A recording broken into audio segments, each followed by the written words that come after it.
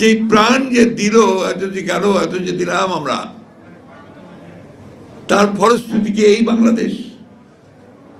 আমরা এটাই দেখতে চেয়েছি যে 3 মাস হয়নি, এখনই রাস্তায় রাস্তায় লড়াই শুরু হয়েছে। 3 মাসও যায়নি, এখন একজন আরেকজনের বুকে রক্ত ঝরাচ্ছে। 3 মাসও যায়নি, এখন পত্রিকা অফিস পুড়িয়ে দেওয়া হচ্ছে, আক্রমণ করছে। কোন বাংলাদেশ? আমরা কি 5 তারিখের আগেই বাংলাদেশকে চিনতাম?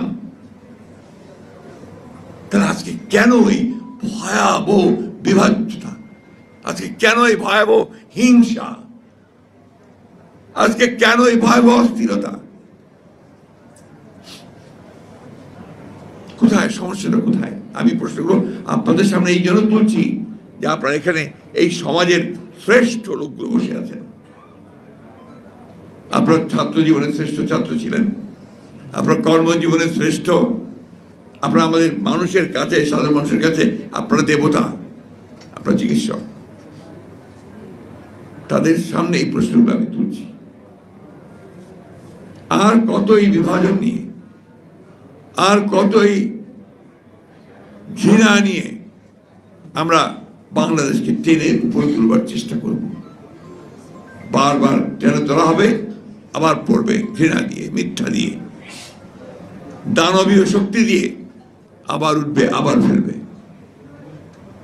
আমি কথা আজকে এই জন্যই বলছি যে মিলন যে প্রাণ দিয়েছিল, এখানে আমরা সবাই অনেক গুণগান করলাম, অনেক কথা বললাম। যারা এখানে আছেন তারা অনেকেই তার সঙ্গে সরাসরি যুক্ত ছিলেন, সেই আন্দোলনের সঙ্গে। আমাদের কি দুর্ভাগ্য দেখেন, আমাদের ব্যর্থতা যে আমরা মিলনের সেই রক্তত্যাগ, আত্মত্যাগ, তাকে কিন্তু আমরা সত্যিকার অর্থেই বাস্তবে রূপ দিতে পারিনি। আর আজকে এই 24-এ আবারও আমাকে ওই ভোটের অধিকারের জন্য চিৎকার করতে হচ্ছে। ভোটের আইরনি। কোন জাতি আমরা? কোন জাতি?